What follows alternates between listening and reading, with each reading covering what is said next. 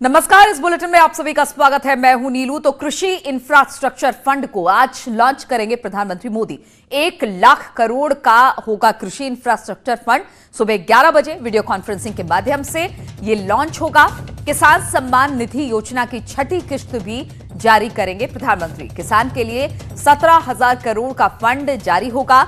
देश में 8.5 करोड़ किसानों को ये योजना का लाभ मिल रहा है और इसी को लेकर किसान इंफ्रास्ट्रक्चर फंड की आज से प्रधानमंत्री मोदी शुरुआत करने वाले हैं। आज लॉन्च करेंगे। करीब 1 लाख करोड़ का ये कृषि इंफ्रास्ट्रक्चर फंड होगा, जिसे सुबह 11 बजे वीडियो कॉन्फ्रेंसिंग के माध्यम से जारी किया जाएगा, लॉन्च किया जाएगा। किसान सम्मान निधि योजना की 6ठी किश्त भी आज ही जारी होगी। किसान के लिए 17,000 करोड़ का फंड जारी करेंगे। देश में हम आपको बता दें 8.5 करोड़ किसानों को इस योजना का लाभ मिल रहा है।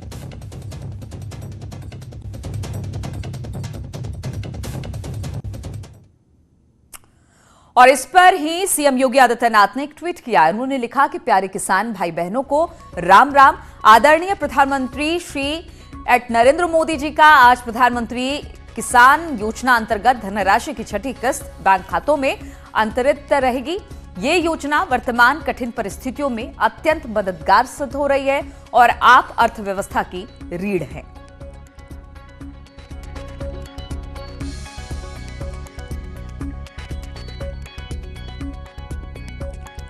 तो आज जिस तरह से किसान इंफ्रास्ट्रक्चर फंड की आज से शुरुआत होगी, हम उनका अभिवादन करते हैं। सभी को नमस्कार। आज का ये कार्यक्रम पीएम किसान योजना के तहत 8.5 करोड़ किसानों को 17,000 करोड़ रुपए की सम्मान राशि ट्रांसफर करने तथा एग्रीकल्चर इंफ्रास्ट्रक्चर फंड के तहत फाइनेंसिंग फैसिलिटी का शुभारंभ करने हेतु आयोजित है। इस अवसर पर श्री नरेंद्र सिंह तोमर, केंद्रीय कृषि एवं किसान मंत्री से स्वागत उद्बोधन के लिए अनुरोध करते हैं।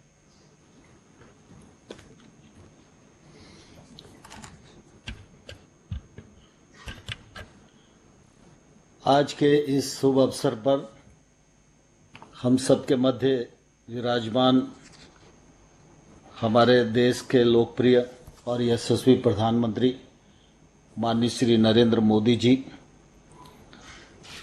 इस कार्यक्रम से देश भर में तो प्रधानमंत्री पहुंच चुके। वीडियो कॉन्फ्रेंसिंग के माध्यम से किसान इंफ्रास्ट्रक्चर फंड का शुभारंभ किया जाएगा। लेकिन इस वक्त बीएसपी प्रमुख मायावती कुछ बोल रही हैं, आइए उनको सुनते हैं।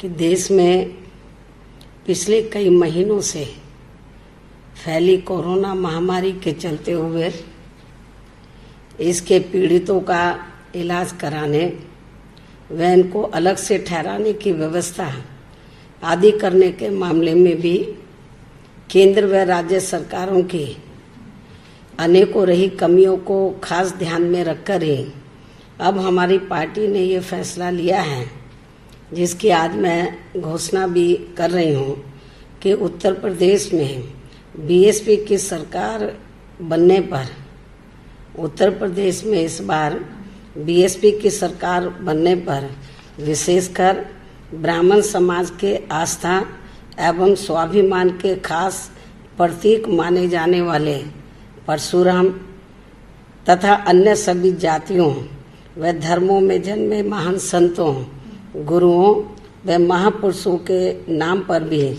बड़ी संख्या में आधुनिक हॉस्पिटल व सभी जरूरी सुविधाओं से युक्त ठहरने के स्थलों का भी निर्माण कराया जाएगा। और इससे फिर एक तरफ सभी पार्टियों व धर्मों के महान संतों, गुरुओं व महापुरुषों को पूरा आदर सम्मान मिलेगा। तो वही दूसरी तरफ कोरोना जैसी आगे अन्य और भी भयानक बीमारी के फैलने पर फिर वर्तमान की तरह खासकर उत्तर प्रदेश की जनता को कोई ज़्यादा परेशानी भी नहीं आएगी। हालांकि इस मामले में हमारी पार्टी कुदरत से यही प्रार्थना करती है, कामना करती है कि कोरोना जैसी अन्य और महामारी अब आगे अपने देश में फिर से कभी भी ना यहाँ आए। इसके साथ ही दलित व अन्य पिछड़े वर्गों में जन्मे अनेकों महान संतों, गुरुओं व महापुरुषों के बारे में भी यहाँ मैं ये भी बताना चाहती हूँ कि उत्तर प्रदेश में 4 बार बीएसपी की रही सरकार में इन वर्गों से जुड़े जिन महान संतों, गुरुओं व महापुरुषों के नाम पर उन्हें आदर सम्मान देने के उद्देश्य से अनेकों जनहित की योजनाएं शुरू की गई थी। साथ ही कुछ जिलों के नाम भी रखे गए थे, तो उन्हें फिर अधिकांश सपा सरकार ने अपनी जातिवादी मानसिकता व द्वेष की भावना के चलते हुए बदल दिया था, जिन्हें फिर बीएसपी की सरकार के बनते ही तुरंत बहाल कर दिया जाएगा। जबकि इनका लिया गया ये फैसला अति शर्मनाक व अति निंदनीय भी था, और इसके साथ साथ इससे इनकी यानी कि समाजवादी पार्टी की व इनके मुखिया की दलित एवं अन्य पिछड़ा वर्ग विरोधी मानसिकता होने को भी काफी कुछ दर्शाता है। और अब ये पार्टी ब्राह्मण समाज के वोटों के खातिर, खासकर ब्राह्मण समाज के वोटों के खातिर अपने राजनीतिक स्वार्थ में परशुराम की ऊंची प्रतिमा लगाने की भी बात कर रही है। लेकिन इस मामले में हमारी पार्टी का सपा को ये भी कहना है कि यदि इनको वास्तव में इनकी प्रतिमा इनके सम्मान में लगानी भी थी, तो इनको इसे अपने पूर्व के रहे शासनकाल में ही लगा देना चाहिए था, जो अब ये चुनाव होने के नज़दीक लगाने की बात कर रहे हैं। इससे साफ जाहिर हो जाता है कि अब इनकी यानी कि सपा की हालत प्रदेश में बहुत ज़्यादा खराब हो रही है, और अब ऐसे में तो ब्राह्मण समाज इनके साथ कतई भी जाने वाला नहीं है। वैसे भी इस समाज का हर स्तर पर शोषण व उत्पीड़न आदि भी इनकी सरकार में सबसे ज़्यादा हुआ है। इसके अनेकों उदाहरण हमारे सामने हैं।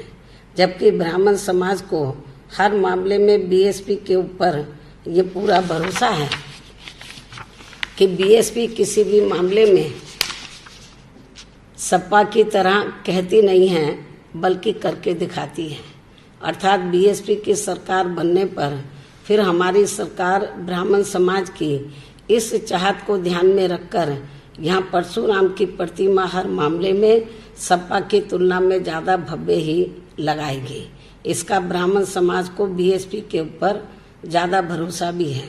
इसके साथ साथ यहाँ मैं ये भी कहना चाहती हूँ कि यदि क्षत्रिय व वैश्य तथा अन्य समाज आदि भी अपने महान संतों, गुरुओं व महापुरुषों की प्रतिमा लगवाने की अपनी भावना दर्शाता है या दर्शाते हैं, तो फिर इस मामले में उनकी भावनाओं को भी जरूर पूरा किया जाएगा, आदर सम्मान दिया जाएगा।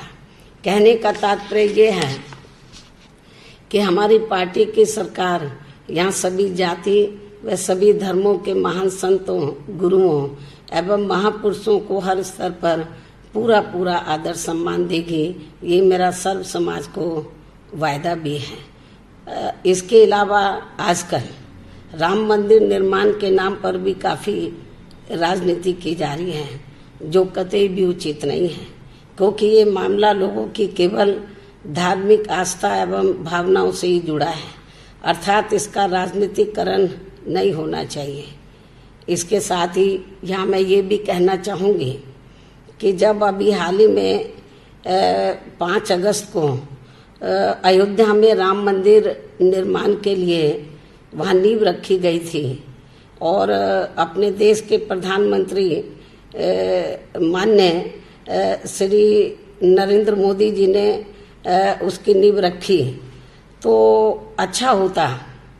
तो इस मौके पर यदि प्रधानमंत्री तो दलित समाज से जुड़े जो अपने देश के राष्ट्रपति हैं उनको भी साथ में ले जाते, तो पूरे देश में दलितों के ऊपर एक अच्छा मैसेज जाता, अच्छा प्रभाव पड़ता। हालांकि इसको लेकर कई और भी मामले आए, कुछ दलित संत भी चिल्लाते रहे कि हमको नहीं बुलाया गया, चलो उनको नहीं बुलाया है, तो राष्ट्रपति तो दलित थे, उनको भी बुला लेते तो मेरे ख्याल अच्छा मैसेज जाता। तो ये भी मैं इनको कहना चाहती हूँ। वैसे भी इस संदर्भ में हमारी पार्टी का ये मानना है कि अयोध्या में केवल राम मंदिर का निर्माण करने से व राम राज्य के कोरे गुणगान आदि करने से ही यहाँ उत्तर प्रदेश व पूरे देश की जनता का भला होने वाला नहीं है, बल्कि इसके साथ साथ केंद्र व खासकर उत्तर प्रदेश राज्य सरकार को उनके बताए हुए रास्तों पर ही चलना होगा, अर्थात उनकी सोच व कार्यशैली पर भी इन्हें अमल करना होगा। जैसा कि कानून व्यवस्था के मामले में अब पूरे तौर से यूपी में यहाँ जंगल राज बन चुका है, और यदि सही मायने में यूपी की गवर्नमेंट ये चाहती है कि वहाँ पे राम राज्य आए, तो जो इतिहास ये बताता है कि राम राज्य में तो ऐसा जंगल राज नहीं था जैसा कि वर्तमान में श्री योगी की सरकार में हमें जंगल राज देखने के लिए मिल रहा है। हर प्रकार का अपराध चरम सीमा पर है, ये भी किसी से छिपा नहीं है। और इस मामले में विशेषकर यूपी की वर्तमान भाजपा सरकार को ज़्यादा ध्यान देने की ज़रूरत है। बीएसपी की इनको ये खास सलाह भी है, जबकि बीएसपी के मामले में ये बात सर्वविदित है कि बीएसपी जो कहती है तो उस पर अपनी पूरी ईमानदारी व निष्ठा से अमल भी करती है। उदाहरण के तौर पर जब उत्तर प्रदेश में सन 2007 में विधानसभा के आम चुनाव हुए थे, तो तब उस चुनाव में दलितों, पिछड़ों व धार्मिक अल्पसंख्यकों के साथ साथ खासकर मुस्लिम व अन्य धार्मिक अल्पसंख्यकों के साथ साथ अपर कास्ट समाज में से विशेषकर ब्राह्मण समाज ने भी अधिकांश अपना वोट बीएसपी को ही दिया था। तो उनको फिर और इतना ही नहीं, जब हमको ये लगा कि हमको सर्व समाज ने वोट दिया है और अपर कास्ट समाज में से ब्राह्मण समाज ने बड़े पैमाने पर सन 2007 में जो असेंबली का चुनाव हुआ था हमें वोट दिया है, तो उनको फिर हमने यानी कि ब्राह्मण समाज को फिर हमने अपनी पार्टी व सरकार में भी उन्हें हर स्तर पर उचित प्रतिनिधित्व भी दिया था। इसी प्रकार हमने क्षत्रिय समाज व अन्य सभी समाज को भी हर मामले में उचित भागीदारी दी थी, और खासकर दलितों, अन्य पिछड़े वर्गों एवं मुस्लिम व अन्य धार्मिक अल्पसंख्यकों के हितों का तो हर मामले में हर स्तर पर प्राथमिकता के आधार पर हमने पूरा ध्यान रखा था। और इनके विकास व उत्थान के लिए हमने अनेकों महत्वपूर्ण फैसले लिए। हालांकि उस चुनाव में विशेषकर ब्राह्मण समाज को कांग्रेस, सपा व बीजेपी ने भी गुमराह करने की पूरी कोशिश की थी, जिनके शासनकाल में इस समाज का हर स्तर पर सबसे ज्यादा शोषण व उत्पीड़न किया गया था। और बीजेपी के वर्तमान शासनकाल में तो इनका अभी भी काफी ज्यादा शोषण व उत्पीड़न आदि हो रहा है। और इतना ही नहीं, बल्कि कानपुर विकास दुबे कांड की आड़ में अब तो पूरे उत्तर प्रदेश में यहाँ समूचे ब्राह्मण समाज का हर स्तर पर काफी ज्यादा शोषण व उत्पीड़न आदि किया जा रहा है, जो किसी से छिपा नहीं है। जबकि हमारी पार्टी व सरकार दूसरी पार्टियों, जबकि हमारी पार्टी व हमारी यहाँ सरकार, हमारी पार्टी की रही सरकार दूसरी पार्टियों की तरह अपने राजनीतिक स्वार्थ में किसी भी समाज के साथ मुंह में राम व बगल में छुरी की तरह बर्ताव नहीं करती है। सबको एक नज़र से देखती है, जो गलत है उनके खिलाफ कार्रवाई करती है, जो सही है तो उसके खिलाफ कार्रवाई नहीं करती है।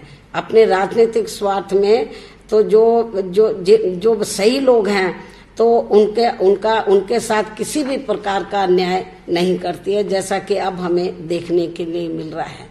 बात तो हम बड़ी करते हैं लेकिन काम उल्टा करते हैं, तो ये भी ठीक नहीं है। तो मैं इस बात को फिर दोहराना चाहती हूँ, जबकि हमारी पार्टी व सरकार दूसरी पार्टियों की तरह अपने राजनीतिक स्वार्थ में किसी भी समाज के साथ मुंह में राम व बगल में छुरी की तरह बर्ताव नहीं करती है, बल्कि परम पूज्य बाबा साहब डॉक्टर भीमराव अंबेडकर द्वारा निर्मित भारतीय संविधान के मुताबिक चलकर ही सबको न्याय दिलाने की बात करती है। और इतना ही नहीं, बल्कि बीएसपी की सरकार बनने पर सर्वजन हिताय व सर्वजन सुखाय की नीतियों पर आधारित ही सरकार चलाती है।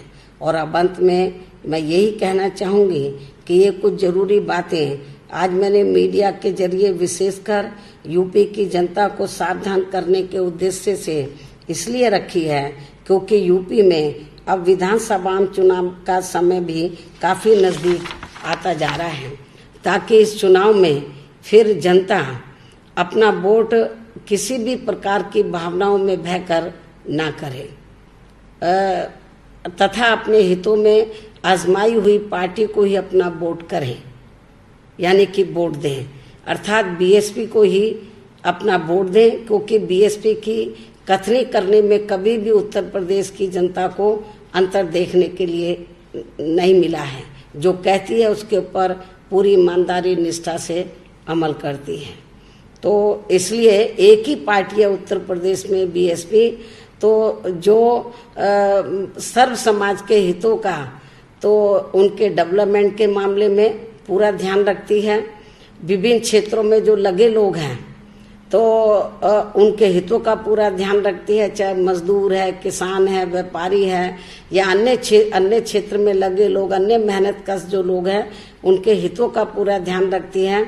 और कानून व्यवस्था के मामले में तो हमारी पार्टी की सरकार किसी को भी बकसती नहीं है। यदि हमारी पार्टी का भी आदमी कोई कानून अपने हाथ में लेता है तो उनके खिलाफ सख्त से सख्त कार्रवाई करती है। यही मुख्य वजह रही कि उत्तर प्रदेश में मेरी चारों हुकूमतों के दौरान तो उत्तर प्रदेश की जनता को वहां कानून का राज देखने के लिए मिला। लेकिन बीएसपी के जगह पर जब दूसरी पार्टी पावर में आती है तो वो अपनी पार्टी, उनकी पार्टी में जो क्रिमिनल एलिमेंट्स होते हैं तो उनको वो बचाती है, और जो दूसरी पार्टियों में होते हैं उनके खिलाफ कार्रवाई करती है। तो ठीक है, चाहे कि दूसरी पार्टी में हो या उनकी पार्टी में हो, उनके सबके खिलाफ कार्रवाई होनी चाहिए। जिस दिन उत्तर प्रदेश में बीजेपी की सरकार तो अपराधियों के खिलाफ कार्रवाई करने के मामले में राजनीति को अलग करके चलेगी और अपनी पार्टी के जो आपराधिक तत्व है उनके खिलाफ भी सख्त कानूनी कार्रवाई करेगी, तो मैं आज आपको लिखकर देने के लिए तैयार हूँ। फिर उत्तर प्रदेश में अपराधियों का राज देखने के लिए नहीं मिलेगा, जंगल राज देखने के लिए नहीं मिलेगा। फिर बीएसपी के शासनकाल की तरह वहां कानून द्वारा कानून का राज देखने के लिए मिलेगा। तो इसलिए मेरा यूपी की गवर्नमेंट से यही कहना है कि यदि आप उत्तर प्रदेश में कानून द्वारा कानून का राज उधर कायम करना चाहते हैं तो आपको बीएसपी की गवर्नमेंट से इस मामले में बहुत कुछ सीखना होगा। दलगत राजनीति से ऊपर उठकर तो जो आपराधिक तत्व हैं उनके खिलाफ कार्रवाई करनी होगी। तो ये भी मेरी इनको सलाह है। तो इस उम्मीद के साथ ही अब मैं अपनी बात यही समाप्त करती हूँ। धन्यवाद।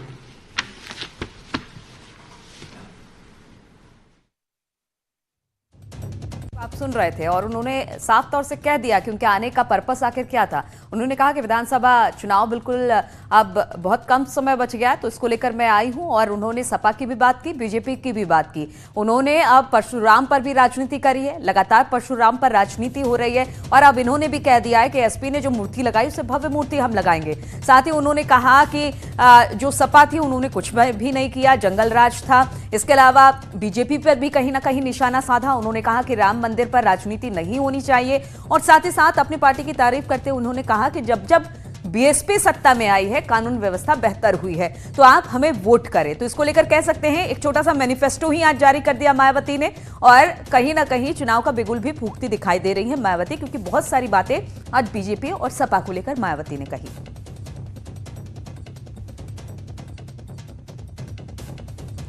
मायावती प्रेस से मुखातिब हुई थी। उन्होंने कहा कि और बातचीत करने के लिए अनुपम इस वक्त हमारे साथ न्यूज रूम से जुड़ गए हैं। अनुपम, जिस तरह से मायावती आज आई, ऐसा लग रहा था कि उन्होंने साफ कर दिया कि चुनाव आने वाले हैं, उसकी तैयारी उन्होंने शुरू कर दी है। और सबसे बड़ी बात यह कि उन्होंने एसपी और भाजपा दोनों को घेरा है और चुनाव का एक छोटा मोटा मैनिफेस्टो भी जारी कर दिया कि अगर बीएसपी आएगी तो क्या करेगी, वोट क्यों दे उनको।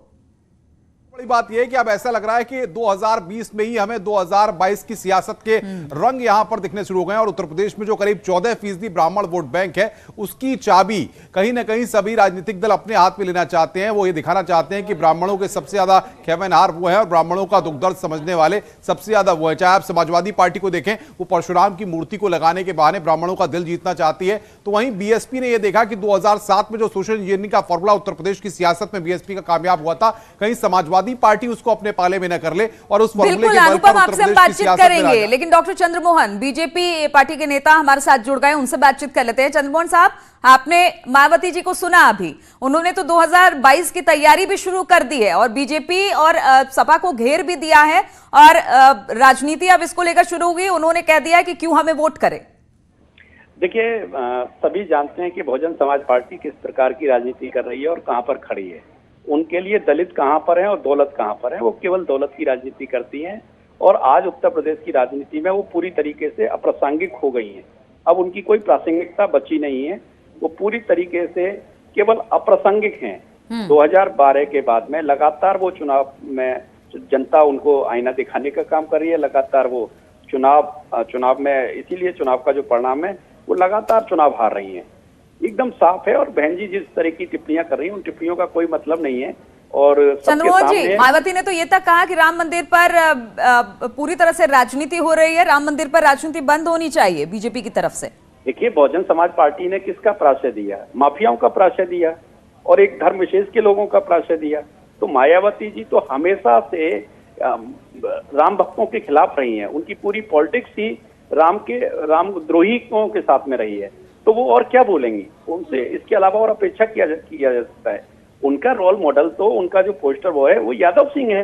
उनकी राजनीति आनंद से शुरू होती है, लेकिन वो तो आरोप लगा रही है कि योगी राज जंगल राज में तब्दील होता चला जा रहा है। अरे ये सबने देखा है कि रीता बहुगुणा जोशी जी का घर कब जला था, सबने देखा सीएमओ के हत्याकांड कब हुए थे, कब सबने देखा कि जेलर की हत्या कब हुई थी, ये सबने देखा हुआ है कि उत्तर प्रदेश में राजू पाल के हत्यारे के साथ में कौन हाथ मिला रहा था, उत्तर प्रदेश में कब कृष्णानंद राय की हत्या हुई, ये सबकी जानकारी में है। तो मायावती जी का कोई ऐसा नहीं है कि मायावती जी को लोग भूले हों। उनके समय पर जो अराजकता थी वो सबकी याद है कि राजधानी में गवर्नर हाउस के सामने तक तो हत्याएं होती थी। चंद्रमोहन जी, मैं रोकूंगा आपको। अनुराग भदौरिया समाजवादी पार्टी के प्रवक्ता हमारे साथ जुड़ गए हैं। अनुराग भदौरिया जी, क्या स्टेटमेंट है? मायावती कह रही है कि समाजवादी पार्टी परशुराम की मूर्ति लगा रही है और ब्राह्मणों की हितैषी तो बीएसपी है। हम समाजवादी लोग पहले ही बता चुके आपको, जाति धर्म, हर जाति धर्म और वर्ग का सम्मान करने वाले लोग हैं और विकास की बात करने वाले लोग हैं। आपने देखा होगा जब मेरी सरकार थी, विश्व स्तरीय, और मैं ये दावे के साथ कहता हूँ, विश्व स्तरीय जनेश्वर पार्क अगर बना है कहीं तो लखनऊ में बना है। नहीं, लेकिन वो कह रहे हैं कि आपने तब मूर्ति क्यों नहीं लगाई जब आपकी सरकार थी उत्तर प्रदेश में? जब आपकी सरकार थी तब आपने मूर्ति क्यों नहीं लगाई? जनेश्वर मिश्र पार्क हमने सबसे बड़ा बनाया, वहाँ जनेश्वर मिश्र जी की मूर्ति लगाई। आप चूंकि उस समय लगाई हमने जनेश्वर मिश्र जी की मूर्ति, अब चूंकि अब उनकी। लेकिन अनुराग भदौरिया जी, मायावती ने यह भी कहा कि अब हम सपा से बड़ा परशुराम का मूर्ति लगवाएंगे और हमेशा से बीएसपी ब्राह्मणों के साथ खड़ी रही है और ब्राह्मणों का वोट भी उसे मिला है। देखिए, आपने देखा होगा कि हम किसी से कंपटीशन में नहीं है। हमने सबसे पहले बोला कि हम परशुराम जी की मूर्ति लगाएंगे, क्यों हम लगाएंगे। हमने जसु मिश्र जी की भी मूर्ति लगाई, उनके नाम से पार्क बनाया। हम तो विकास को करके दिखाते हैं, खाली मूर्ति नहीं लगाते हैं। जनेश्वर मिश्र पार्क बनाया बहुत बड़ा, उसके अंदर जनेश्वर मिश्र की मूर्ति लगाई। अब चूंकि हम लोगों ने तय किया परशुराम जी की लगाएंगे तो भारतीय जनता पार्टी को बड़ी तकलीफ होने लगी। अब अपनी भारतीय जनता पार्टी छटपटाने लगी। भारतीय जनता पार्टी को लग रहा है बात शुरू की कि हम तो विकास की राजनीति करते हैं, तो इनका विकास का मतलब है विकास दुबे। एकदम साफ है, समाजवादी पार्टी विकास दुबे की राजनीति करती है। समाजवादी पार्टी का चरित्र केवल अपराधी है। समाजवादी पार्टी के केवल अगर डीएनए में है तो कोई एक है, वो है अपराध, अपराध, अपराध, अपराध। समाजवादी पार्टी की राजनीति अपराध से शुरू होती है, अपराध से समाप्त हो जाती है। अनुराग भदौरिया, इसीलिए जनता ने आपको करा और जहां तक आप कहोगे आप तो उस पार्टी के साथ में, और बहन जी की भी वो टिप्पणी थी, तिलक तराजू और तलवार, ये कौन बोल रहा था उत्तर प्रदेश में? कौन भूला तिलक तराजू और तलवार को? और सपा और बसपा ने मिलकर चुनाव लड़ लिया। चंद्रमोहन जी और अनुराग जी, दोनों से एक सवाल मेरा ये है, एक एक करके जवाब दीजिएगा। क्या इस बार की राजनीति जो 2022 की होगी वो ब्राह्मणों पर होगी? जमीन तैयार हो रही है क्या इसको लेकर? क्या विकास विकास की बात नहीं होगी इस पर? सबका विश्वास, समाजवादी पार्टी चाहे जितनी चले 2019 में लेकिन जाति की हड़िया हमने नहीं करने दी। जाति की हड़िया को भारतीय जनता पार्टी ने गायब होता है, इसलिए अब जाति धर्म की बात करने लगे। हम तो हमने बनाया। चलिए सतीश प्रकाश जी को भी जोड़ लेते हैं इस बातचीत में, दलित चिंतक हैं, उनको भी जोड़ लेते हैं। सतीश जी, आज जिस तरह से मायावती जी ने एक प्रेस कॉन्फ्रेंस की उसमें साफ कर दिया कि 2022 का चुनाव नजदीक है, इसलिए मैं आप लोगों के पास आई हूं। भाजपा और सपा ने अब तक क्या किया है और मायावती ने अपने सरकार के समय क्या कुछ किया था, इसको आप किस तरह से देख रहे हैं? क्योंकि लगातार वो आरोप लगा रही हैं कि ब्राह्मणों को हाशिए पर रखा जा रहा है और जो सपा है और भाजपा है वो अपनी तरफ से बात कर रही है, हम ब्राह्मण के साथ हैं। नहीं, देखिए, मैं इसमें कहीं कोई दो राय नहीं है कि उत्तर प्रदेश का जो ब्राह्मण है उसके सामने कहीं ना कहीं बड़ी विकट परिस्थितियां हुई हैं। जो जब से बीजेपी की सरकार आई है उसको इग्नोर करने के साथ साथ कहीं ना कहीं उसके खिलाफ एक माहौल भी तैयार किया जा रहा है। और ऐसा कहीं ना कहीं जो योगी जी हैं, देखिए, आप अपराधियों के खिलाफ रहें उसमें कहीं कोई दो राय नहीं है। नहीं सतीश जी, ऐसा क्यों लगता है कि ब्राह्मण हाशिए पर आ गए हैं? क्या अगर बदमाशों के खिलाफ कार्रवाई होती है, वो अगर ब्राह्मण निकल जाता है तो क्या ब्राह्मण हाशिए पर आ गए? भाई आप देखिए, यही मैं सवाल उठाना चाहता हूं कि बीजेपी कहीं ना कहीं ये सिद्ध करने में लगी हुई है कि सारे बदमाश जो है ब्राह्मण ही होते हैं, है ना? अरे ऐसे कैसे हो सकता है सतीश जी? रोज का रोज सुनिए, अरे अभी तक जितने लोग मारे गए उसमें ब्राह्मण भी है, बाकी जातियों से भी लोग, आप ये बात कैसे कह सकते हैं? अरे आरंभिक अवस्थाओं में आपने एक धर्म विशेष के लोगों का एनकाउंटर किया, ठीक है ना? आप अगर चलिए चंद्रमोहन जी इसका जवाब देंगे। चंद्रमोहन जी, आप सुन रहे हैं सतीश जी की बातों का? उन्होंने कहा है कि खासतौर पर धर्म विशेष के लोगों को टारगेट किया गया है। इनका समझ देख लीजिए कि प्राध्यापक होकर जाति की घटिया बातें कर रहे हैं। अरे भाई, जाति की बात तो मोदी जी कर रहे हैं। जाति की मोदी जी जातिवाद की जो हड़िया है, ये आनंद और आकाश के रूप में जो जाति की हड़िया यादव सिंह के रूप में जो आपने पकाई थी वो भर चुकी है, वो फूट चुकी है। अब उत्तर प्रदेश, न्यू उत्तर प्रदेश की ओर आगे बढ़ रहा है सतीश प्रकाश। अब ये घटिया और अच्छी बातों के लिए कोई जाकर के मुख्यमंत्री जी को समझाइए, वो बीजेपी नहीं करेगी। उत्तर प्रदेश न्यू उत्तर प्रदेश के रूप में है। अयोध्या में भगवान राम का भव्य राम मंदिर का निर्माण हो रहा है और उत्तर प्रदेश नई दिशा में नई ऊंचाइयों पर आगे बढ़ रहा है। आज उत्तर प्रदेश में गरीब के घर में शौचालय है, गरीब के घर में बिजली है, गरीब के घर में गैस है। आज गरीबों के अरे सतीश जी एक बात बताइए, ठीक है आप बीजेपी को घेर रहे हैं, आपने ये भी कहा कि सपा ने परशुराम की एक मूर्ति लगाई, हम उससे बड़ी वाली मूर्ति लगाएंगे। देखिए, आपको एक बात माननी पड़ेगी कि ये जो राम मंदिर, ये जो है ना, ये माहौल तैयार किया जा रहा है। आप पहले सुनिए ना, पूरे उत्तर प्रदेश की जनता जो है, आज कितने लोग हैं? आज 60,000 लोग अगर कोरोना संक्रमित होते हैं तो आज इस देश को मंदिर, मस्जिद या परशुराम की तस्वीर की जरूरत नहीं है। हमको ये लगना चाहिए कि बीजेपी। चलिए बहुत बहुत शुक्रिया आप सभी का। तो मायावती आज जिस तरह से मीडिया के सामने मुखातिब हुई, बहुत सारे ऐसे सवाल भी उठाए हैं और बहुत सारी ऐसे बातें भी की जो 2022 की राजनीति को प्रभावित कर सकते हैं। आप सभी का बहुत बहुत शुक्रिया। रुकेंगे यहां पर छोटे से ब्रेक के लिए।